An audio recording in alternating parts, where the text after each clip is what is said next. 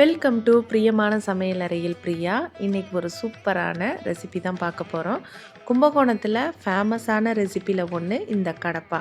இதை எப்படி ஈஸியாக சிம்பிளாக வீட்டில் செய்யலான்னு தான் இன்றைக்கி இந்த வீடியோவில் பார்க்க போகிறோம். இதுக்கு நாம் பாசிப்பருப்பு தான் சேர்க்கணும், துவரம்பருப்புலாம் சேர்த்துடக்கூடாது. இதை கழுவி சுத்தம் பண்ணிவிட்டு அதில் தேவையான அளவு உருளைக்கிழங்கு சேர்த்துக்கோங்க. நல்லா குக்கரில் வச்சு குழைவாக வேக வச்சு தனியாக எடுத்து வச்சுக்கோங்க. கொஞ்சமாக பெருங்காயம் சேர்த்துக்கலாம். இதுக்கு சுவை கொடுக்க போகிறதே இந்த மசாலா தான். இது எப்படி ரெடி பண்ணலான்னு பார்க்கலாம். ஒரு சின்ன துண்டு இஞ்சியை நாலாக கட் பண்ணிவிட்டு சேர்த்துருக்கேன். ஒரு 10 பூண்டு பல், ஒரு 3 பச்சை மிளகாய் இதில் சேர்த்துருக்கேன். இதை நல்லா சிம்லையே லைட்டாக வதக்கி கொடுங்க. இந்த மாதிரி இதை வதக்கிட்டு சேர்க்கும்போது நமக்கு கடப்பா ரொம்ப டேஸ்ட்டாக இருக்கும். அதுக்காக தான் இந்த மாதிரி நம்ம செய்கிறோம். லாஸ்ட்டாக கொஞ்சம் ஒரு ஸ்பூன் அளவுக்கு சோம்பு சேர்த்துக்கலாம். கடைசியாக சேர்த்துக்கோங்க. ரொம்ப முன்னாடியே சேர்த்துட்டிங்கன்னா கருகி போயிடும். அதனால் லாஸ்ட்டாக சேர்த்துக்கலாம். ஒரு ஸ்பூன் அளவுக்கு பொட்டுக்கடலையும் ஒரு 4-5 முந்திரி பருப்பு சேர்த்துருக்கேன். நீங்கள் கொஞ்சம் கசகசா இந்த இடத்துல இருந்தால் சேர்த்துக்கோங்க. இது எல்லாத்தையும் நல்லா சிம்லையே வதக்கி கொடுத்துக்கலாம். லாஸ்ட்டாக நம்ம ஒரு அரை மூடி அளவுக்கு தேங்காய் எடுத்திருக்கேன். அதோடு சேர்த்து இதை பேஸ்ட்டாக அரைச்சி தனியாக வச்சுக்கலாம். இப்போது இதுக்கு ஒரு அழகான தாளிப்பு கொடுத்துடலாம். கொஞ்சமாக எண்ணெய் விட்டதுக்கு பிறகு பட்டை, கிராம்பு, பிரிஞ்சி லீஃப், பே லீஃப் இது எல்லாம் சேர்த்துக்கலாம். கொஞ்சம் போல் சின்ன வெங்காயம் சேர்த்துருக்கோம். அதை நீல வாக்கில் கட் பண்ணிவிட்டு இது மாதிரி சேர்த்துருக்கேன். ஹோட்டலில் பெரும்பாலும் பெரிய வெங்காயம் தான் சேர்ப்பாங்க. ஆனால் சின்ன வெங்காயம் சேர்த்திங்கன்னா அது ஒரு நல்ல டேஸ்ட்டு கொடுக்கும். வீடுங்களில் செய்யும்போது இந்த மாதிரி செய்கிற பழக்கம் உண்டு.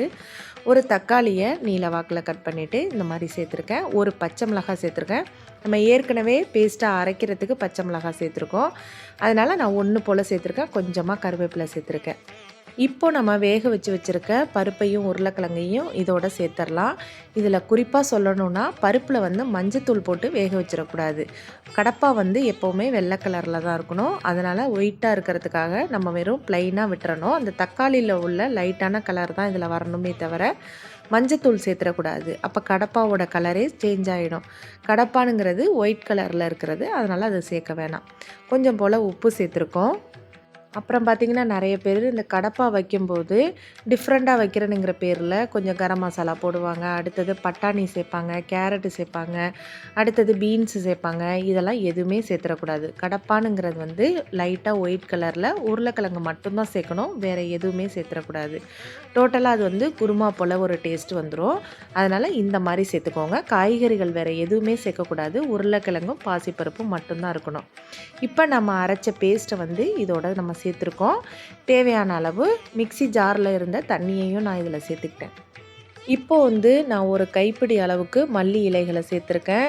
நம்ம ஏற்கனவே இதுக்குள்ள மசாலா எல்லாமே நம்ம வதக்கிட்டு சேர்த்ததுனால ரொம்ப நேரம் கொதிக்கணும்னு அவசியம் இல்லை. லைட்டாக சிம்மில் ஒரு 2 செகண்டு கொதிச்சா போதும். அதோட நம்ம ஆஃப் பண்ணிடலாம். எவ்வளோ சூப்பராக இருக்குன்னு பாருங்கள். நல்லா சுட சுட இட்லிக்கு பக்காவான காம்பினேஷனாக இருக்கும். ஒரு பர்ஃபெக்டான கும்பகோணம் கடப்பா ரெசிபினா இதுதான். இதுக்கு மாறாக வேறு எந்த மெத்தடில் செஞ்சிங்கனாலும் அந்த டேஸ்ட் வரவே வராது. துவரம்பருப்பு கண்டிப்பாக சேர்த்துறாதீங்க. அது மாதிரி வேறு ஏதாவது அடிஷ்னலாக வெஜிடபிள்ஸ் எதுவும் சேர்த்துறாதீங்க. இந்த மாதிரி செஞ்சிங்கன்னா தான் ஒரிஜினலாக கும்பகோணம் கடப்பா டேஸ்ட்டில் இருக்கும். கண்டிப்பாக ட்ரை பண்ணி பாருங்கள். இந்த மாதிரி ரெசிபீஸ்லாம் வேணும்னா தொடர்ந்து பிரியமான சமையலறையை ஃபாலோ பண்ணிகிட்டே வாங்க. சப்ஸ்கிரைப் பண்ணிவிட்டு பாருங்கள்.